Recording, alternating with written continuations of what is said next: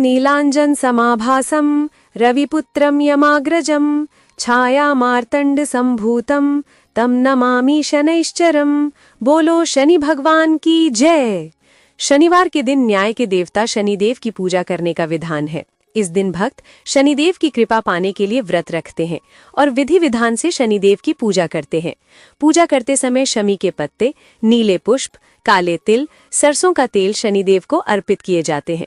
इसके बाद श्रद्धा के साथ शनिदेव की व्रत कथा सुनी जाती है।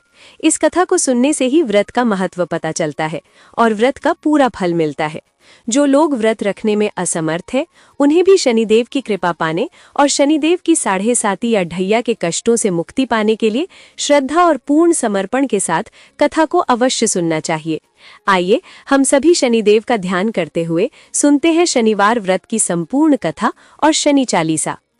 हम सब ध्यान करते हैं उन परम शक्तिशाली शनि भगवान का, जिनका शरीर नील वर्ण का है, जैसे गहरा आकाश, जो शांत, स्थिर और गंभीर है, जिनके नेत्रों में न्याय की ज्वाला है और जिनका स्वरूप तपस्या से तेजस्वी है, जो अपनी भुजाओं में त्रिशूल, धनुष, गदा और वर मुद्रा धारण करते हैं, जो रथ पर सवार होकर पर मंद गति से चलने वाले हैं, पर जिनकी दृष्टि अत्यंत तीव्र है, जो देवताओं, दानवों, राजाओं और सामान्य जन सबको उनके कर्म अनुसार फल देने वाले होते हैं।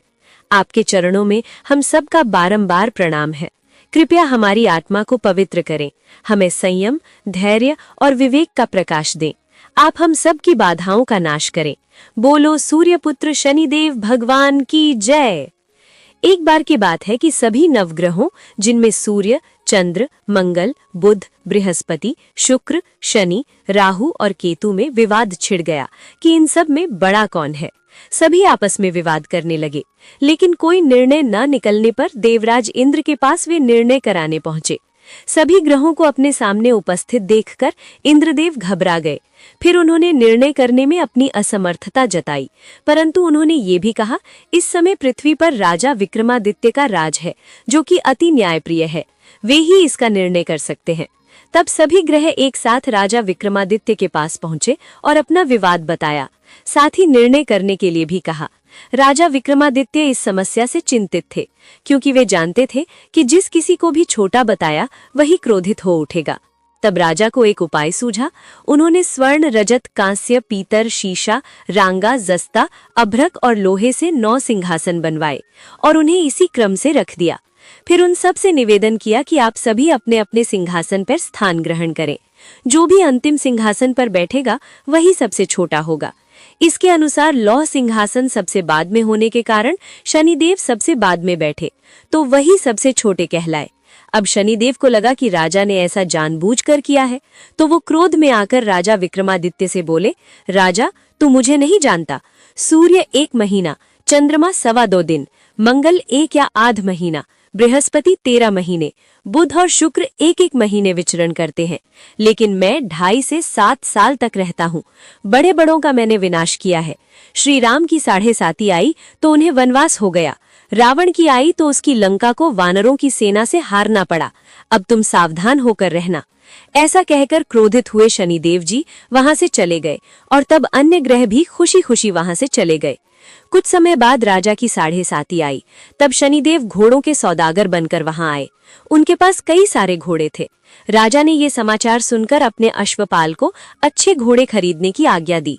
उसने कई अच्छे घोड़े खरीदे और एक सर्वोत्तम घोड़े को राजा को सवारी करने के लिए दे दिया। अब जैसे ही राजा उस घोड़े पर सवार हुए, वो घोड़ा सरपट वन की ओर भागा और घने जंगल में पहुंचकर वो अंतर्ध्यान हो गया। अब राजा भूख प्यास से भटकते रहे।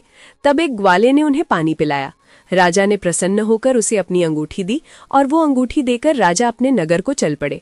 वहां उन्होंने अपना नाम उज्जैन निवासी वीका बताया और वहां उन्होंने एक सेठ की दुकान में रुककर जलपान किया। कुछ देर रुककर आराम भी किया। भाग्यवश उस सेठ की उस दिन खूब बिक्री हुई। अब सेठ रूप बदले हुए राजा विक्रमादित्य को अपने साथ अपने घर ले गया। वहां पर राजा ने खूंटी पर देखा कि एक हार टंगा हुआ है, जिससे खूंटी निगल रही है। देखते ही देखते थोड़ी देर में पूरा हार गायब हो गया। तब सेठ ने वापस आने पर देखा कि हार तो गायब है। सेठ ने समझा कि वीका ने ही उसे चुराया है। फिर तो सेठ ने कोतवाल के पास उन्हें पकड़वा दिया। अब उस नगर के राजा ने भी राजा विक्रमादित्य को चोर समझकर उनके हाथ पैर कटवा दिए और नगर के बाहर फेंकवा दिया। वहां से एक तेली निकल रहा था, जिसे दया आई और उसने वीका को अपनी गाड़ी में बिठाया। वो अपनी जीभ से बैलों को हाँकने लगा। उस समय तक राजा की शनि दशा समाप्त हो गई। वर्षा ऋतु आने पर राजा मल्हार गाने लगे। राजा जिस नगर में थे वहां की राजकुमारी मनभावनी को उनका गाना इतना पसंद आया कि उसने मन ही मन प्रण कर लिया कि वो उस राग गाने वाले से ही विवाह करेगी। राजकुमारी ने दासी को राग गाने वाले को ढूंढने भेजा। तब दासी ने बताया कि वो तो एक चौरंगिया अर्थात अपाहिज है, परंतु राजकुमारी नहीं मानी। अगले ही दिन वो भूख प्यास त्याग कर अनशन पर बैठ गई कि विवाह करेगी तो उसी से करेगी। बहुत समझाने पर भी जब राजकुमारी नहीं मानी तो राजा ने उस तेली को बुला भेजा और विवाह की तैयारी करने को कहा। फिर उसका विवाह राजकुमारी से हो गया। तब एक दिन सोते हुए स्वप्न में शनिदेव ने राजा को दर्शन देकर कहा कि राजन, देखा तुमने मुझे छोटा बताकर कितना दुख झेला है। तब राजा ने उनसे क्षमा मांगी और प्रार्थना करते हुए कहा, हे शनिदेव, जैसा दुख मुझे दिया है किसी और को मत दीजिएगा। तब शनिदेव मान गए और कहा कि जो मेरी कथा और व्रत करेगा उसे मेरी दशा में कभी कोई दुख नहीं होगा। जो व्यक्ति रोज मेरा ध्यान करेगा और चींटियों को आटा डालेगा उसकी भी सभी मनोकामनाएं पूर्ण होंगी। और ऐसा कहकर शनिदेव ने राजा को हाथ पैर वापस कर दिए। इधर प्रातःकाल आंख खुलने पर राजकुमारी ने देखा तो वो बड़ी आश्चर्यचकित हुई। वहां वीका अर्थात राजा विक्रमादित्य ने राजकुमारी को बताया कि वो उज्जैन के राजा विक्रमादित्य हैं। ये जानकर सभी अत्यंत प्रसन्न हुए। सेठ ने जब सुना तो वो राजा के पैरों पर गिरकर क्षमा मांगने लगा। राजा ने कहा कि ये तो शनिदेव का कोप था, इसमें किसी का कोई दोष नहीं है। सेठ ने फिर भी निवेदन किया कि राजन, मुझे शांति तभी मिलेगी जब आप मेरे घर चलकर भोजन करेंगे। तब सेठ ने अपने घर तरह तरह के व्यंजनों से राजा का मान सम्मान किया। सभी ने देखा कि जो खूंटी हार निगल गई थी वही अब उसे उगल रही थी। सेठ ने अनेक मोहरें देकर राजा का धन्यवाद किया। इसके बाद राजा रानी को लेकर अपने राज्य वापस लौट आए, जहां पर उनका खूब धूमधाम से स्वागत किया गया। राजा विक्रमादित्य ने कहा कि उन्होंने शनिदेव को छोटा बताया था, लेकिन वे तो सर्वश्रेष्ठ है। तब से राजा विक्रमादित्य के राज में शनिदेव की पूजा और कथा रोज होने लगी। शनिदेव की ये दिव्य और प्रेरणादायक कथा अब पूर्ण होती है। जिन्होंने भी श्रद्धा से इस कथा को सुना, उन्होंने न केवल शनिदेव की कृपा प्राप्त की बल्कि अपने पापों का भी क्षय किया। कथा सुनने का यही संदेश है, जो जैसा कर्म करेगा वैसा फल पाएगा। पर शनिदेव यदि कृपा कर दें तो दुर्भाग्य भी सौभाग्य बन जाएगा। अब आइए हम सब मिलकर शनिदेव से विनम्र प्रार्थना करें। हे कर्मों के न्यायाधीश शनिदेव, हमारे अच्छे बुरे सभी कर्मों को क्षमा कर हमें सही राह दिखाइए। हमारे जीवन से संकट, दरिद्रता, रोग और शत्रुता को दूर कर धैर्य, विवेक, संयम और सफलता प्रदान कीजिए। शनिदेव की कथा सुनने मात्र से मनुष्य को चंद्रदोष, राहु केतु की बाधाएं और समस्त शनि पीड़ा से मुक्ति मिलती है। जो हर शनिवार को इस कथा को सुनते हैं, शनिदेव उनके जीवन की नैया पार लगा देते हैं। ओम शम शनैश्चराय नमः का जाप करते हुए कथा को यहीं समाप्त करते हैं। आइए अब सुनते हैं श्री शनि चालीसा पाठ। जय गणेश गिरिजा सुवन, मंगल करण कृपाल, दीनन के दुख दूर करी, कीजय नाथ निहाल। जय जय श्री शनिदेव प्रभु, सुनहु विनय महाराज, करहु कृपा हे रवि तनय, राखहु जन की लाज। जयति जयति शनिदेव दयाला, करत सदा भक्तन प्रतिपाला। चारि भुजा तनु श्याम विराजे, माथे रतन मुकुट छवि छाजे। परम विशाल मनोहर भाला, टेढ़ी दृष्टि भ्रिकुटि विकराला। कुंडल श्रवण चमा चमके, हिये माल मुक्तन मणि दमके। कर में गदा त्रिशूल कुठाला, पल बिच करें अरहि संहारा। पिंगल कृष्णो छाया नंदन, यम कोणस्थ रौद्र दुख भंजन। सौरी मंद शनि दस नामा, भानुपुत्र पूजहि सब कामा। जा पर प्रभु प्रसन्न हवे जाहि, रंकहु राव करें क्षण माहि।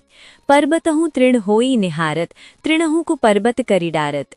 राज मिलत वनहमि रामहि दीन्ह्यो, कह कहिहु की मति हरि लीन्ह्यो। वनहु में मृग कपट दिखाई, मातु जानकी गई चुराई। लछनहि शक्ति विकल करि डारा, मचिगा दल में हाहाकारा। रावण की गतिमति बौराई, रामचंद्र सौ बैर बढ़ाई। दियो कीट करि कंचन लंका, बजी बजरंग बीर की डंका। नृप विक्रम पर तुहि पगुधारा, चित्र मयूर निगली गए हारा। हार नौ लखा लाग्यो चोरी, हाथ पैर डरवायो तोरी। भारी दशा निकृष्ट दिखायो, तेलहि घर कोल्हू चलवायो। विनय राग दीपक महकीन हो, तब कृष्ण प्रभु वये सुख दीन हो। हरिश्चंद्र नृप नारी बिकानी, आपहु भरे डोम घर पानी।